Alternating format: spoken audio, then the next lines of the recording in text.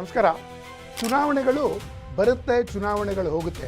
ಆದರೆ ಪಶ್ಚಿಮ ಬಂಗಾಳದ ಚುನಾವಣೆ ಪ್ರತಿಯೊಬ್ಬ ದೇಶಭಕ್ತನಿಗೂ, ವಿಶೇಷವಾಗಿ ಭಾರತೀಯ ಜನತಾ ಪಾರ್ಟಿಯ ಕಾರ್ಯಕರ್ತರಿಗೂ ಒಂದು ವಿಶೇಷ ಚುನಾವಣೆ ಅಂತಲೇ ಹೇಳ್ಬೋದು. ದೇಶದಲ್ಲಿ ಆಗಬಾರದಂತಹ ಎಲ್ಲ ಕೆಲಸಗಳಿಗೂ ಮಮತಾ ದೀದಿ ತಾನೇ ಮುಂದೆ ನಿಂತ್ಕೊಂಡಿದ್ದರು. ಹೀಗಾಗಿ ದೇಶದ ಸುರಕ್ಷತೆಯ ದೃಷ್ಟಿಯಿಂದ ಈ ಚುನಾವಣೆ ಗೆಲ್ಲುವಂಥದ್ದು ಅತ್ಯಂತ ಪ್ರಮುಖವಾದಂಥದ್ದು. ಹಾಗಾದರೆ ಯಾವ ಕಾರಣಕ್ಕೋಸ್ಕರ ಅಂತ ಒಂದ್ಸಲಿ ನೋಡ್ತಾ ಹೋದರೆ, ಬಾಂಗ್ಲಾದೇಶಿಗಳು, ಅಕ್ರಮ ಬಾಂಗ್ಲಾದೇಶಿಗಳ ಪರವಾಗಿ ನಿಂತಿದ್ದು ಇದೇ ದೀದಿ. ಬಾಯಿಗೆ ಬಂದ ಹಾಗೆ ದೇಶದ ಪ್ರಧಾನಮಂತ್ರಿಗಳಿಗೂ ಮತ್ತು ಗೃಹ ಮಂತ್ರಿಗಳಿಗೂ ಬೈದಿದ್ದು ಇದೇ ಮುಖ್ಯಮಂತ್ರಿ ದೀದಿಯವರು.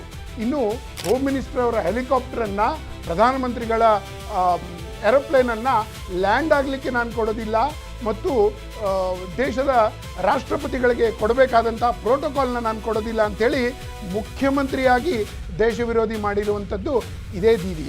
ಇನ್ನು ನೂರಾರು ಕಾರ್ಯಕರ್ತರು ಭಾರತೀಯ ಜನತಾ ಪಾರ್ಟಿಯ ಬೂತ್ ಅಧ್ಯಕ್ಷನಾಗಿ ಅಥವಾ ಕೌಂಟಿಂಗ್ ಏಜೆಂಟ್ ಆಗಿ ಅಥವಾ ನಮ್ಮ ಕಾರ್ಯಕರ್ತನಾಗಿರುವಂಥ ಏಕೈಕ ಕಾರಣಕ್ಕೋಸ್ಕರ ಅವರನ್ನು ಕೊಲೆ ಮಾಡಿಸಿದ್ದು, ವಿಶೇಷವಾಗಿ 2018 ನಂತರ ಈ ಕೊಲೆಗಳ ಸಂಖ್ಯೆ ಹೆಚ್ಚೇ ಆಯ್ತಾ ಹೋಯಿತು. ಅದು ಪಂಚಾಯತಿ ಎಲೆಕ್ಷನ್ ಆಗಿರ್ಬೋದು ಅಥವಾ ಅಸೆಂಬ್ಲಿ ಎಲೆಕ್ಷನ್ ಆಗಿರ್ಬೋದು.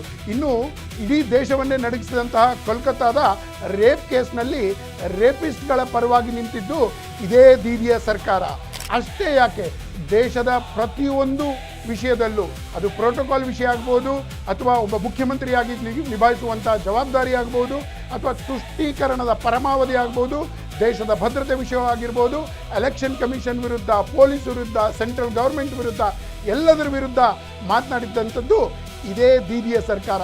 ಹೀಗಾಗಿ ದೇಶದ ಸುರಕ್ಷತೆಗೆ ದೀದಿಯ ಸೋಲುವಂಥದ್ದು ಅವಶ್ಯಕತೆ ಇತ್ತು. ಇವತ್ತು ತುಂಬ ದೊಡ್ಡದಾದಂಥ ಒಂದು ಸಂತೋಷದ ವಿಷಯ ಅಂದರೆ ಅದು ಸಕ್ಸಸ್ಫುಲಿ ಆಗಿದೆ. ಇನ್ನು ಕಾಂಗ್ರೆಸ್ಸು, ಬಹುಶಃ ಕಾಂಗ್ರೆಸ್ಸಿನ ಒಂದು ಹಣೆಬರಹ ಬೆಂಗಾಲಿನ ಜನಕ್ಕೆ ಗೊತ್ತಿದ್ದು, ಇವತ್ತು ಕಾಂಗ್ರೆಸ್ಸಿಗೆ ಸಿಕ್ಕಿದ್ದು ಕೇವಲ 0-0-0 ಅಷ್ಟೇ. Thank you Bengal, thank you.